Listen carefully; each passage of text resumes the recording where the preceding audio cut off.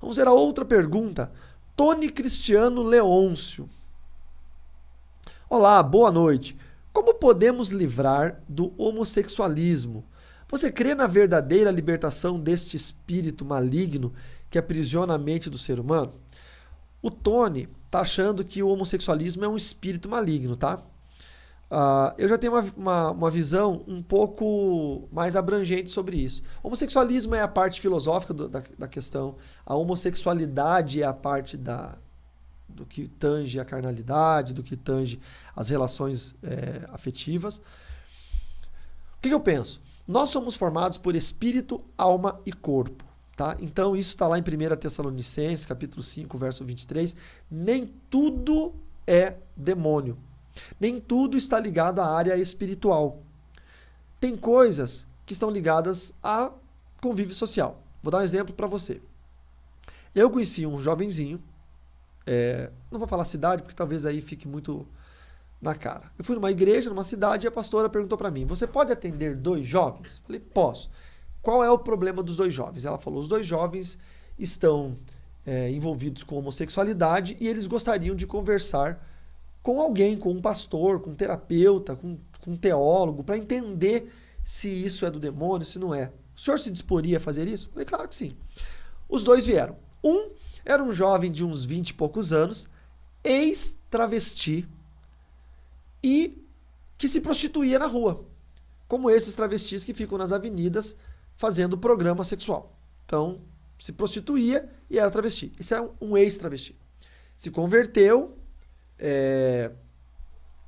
Eu não me lembro se ele tinha, na época que ele era travesti, se ele tinha prótese de silicone e tirou. Eu não me lembro bem como era, mas se converteu, estava na igreja. E o outro era um jovem de 15, 16 anos que achava que era homossexual. Conversando com o ex-travesti, com o irmão, o que ele teve? Ele foi abusado por um padrasto quando ele era criança, dos 5 aos 8, 10 anos de idade. Não lembro a data, tá? Mas foi algum tempo. Depois foi abusado por um tio.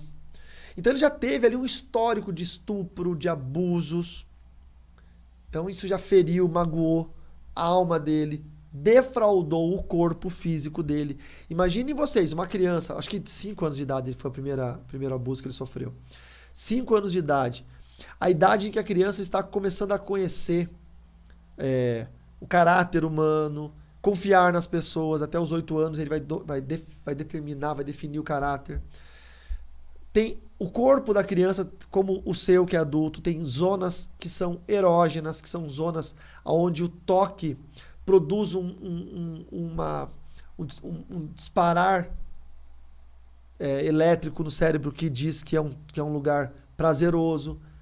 Então a criança começa a testar esses locais, a criança toca no pipizinho, toca em outro lugar do corpo, enfim, fica se tocando. E aí ele é estuprado por um pedófilo, por um estuprador, por um bandido. E o cérebro dessa criança fica de que jeito?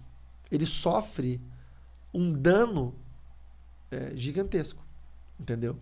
Então nós temos um histórico no mundo de que a maior parte dos adultos que estão praticando a homossexualidade, principalmente os que se prostituem na rua, porque você sabe que nem todo homossexual é um promíscuo ou um prostituto, tá?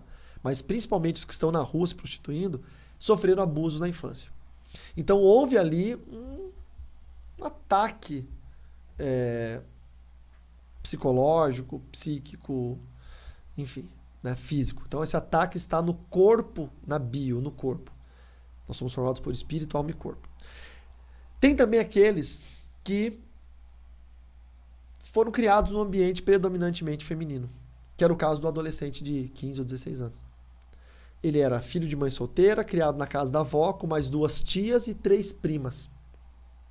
Então era uma casa só de mulheres, e ele era o único menino. Então ele cresceu, desde que ele nasceu, num ambiente em que só ouvia voz de mulher conversando o tempo todo. Então a voz dele foi pegando essa tonalidade. Ele foi falando igual uma mulher, porque ele só ouvia... A referência de fala dele era uma referência feminina o tempo todo, de várias vozes femininas. O cérebro dele aprendeu a falar igual um papagaio. O papagaio aprende a cantar porque te ouve cantar.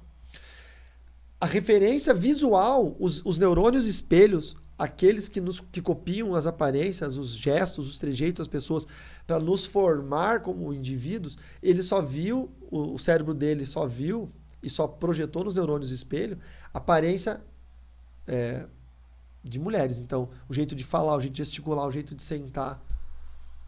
Tá? A família pobre, normalmente a roupa do irmão mais velho fica pro irmão mais novo, tá? No caso dele, era a roupa da prima, a roupa da tia.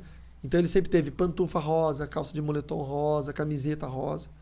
Esse menino com 16 anos achava que era homossexual, entendeu? Porque ele foi criado num ambiente predominantemente feminino. Ele foi abusado por alguém? Não foi. Ele foi num centro, possuído por um espírito, uma pombagira. Não foi nada disso. Ele estava num meio aonde foi reforçado nele posturas, atitudes, tom de voz, jeito de falar femininos.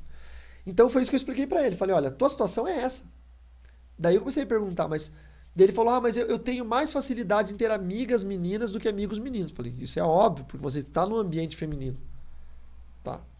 Mas você já chegou a, por exemplo, abraçar uma amiga sua feminina ali, uma menina? Você abraçou a menina? Ah, já abracei. E você sentiu alguma coisa por ela? Daí ele começou a me falar, sim, eu senti. Claro, porque é exatamente isso.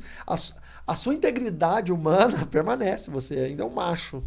E nós somos o reino espiritual, mas como corpo físico, nós somos parecidos com o reino animal. Ou seja, existe uma atração natural do macho para a fêmea. Do macho para a fêmea. Então, mais ou menos assim. Dentro desse conjunto de coisas que eu disse, existem a situação daquele que fez um pacto com o demônio, que foi lá e estava num terreiro, foi possuído por uma pombagira, aí passou batom, botou um vestido e teve uma relação homossexual com o pai de santo, que isso acontece muito nos terreiros de baixa magia, então ele tem uma maldição espiritual.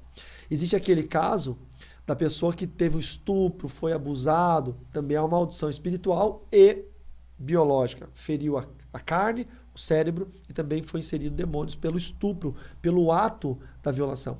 Existe o caso do menino que foi só uma questão de fatores sociais, ele foi reforçado isso na mente dele e ele pode agora transformar isso através de reforço contrário, né? Pensar, não, sou homem, gosto de mulher, tá ok, vamos pensar diferente. Uma ajuda terapêutica seria interessante.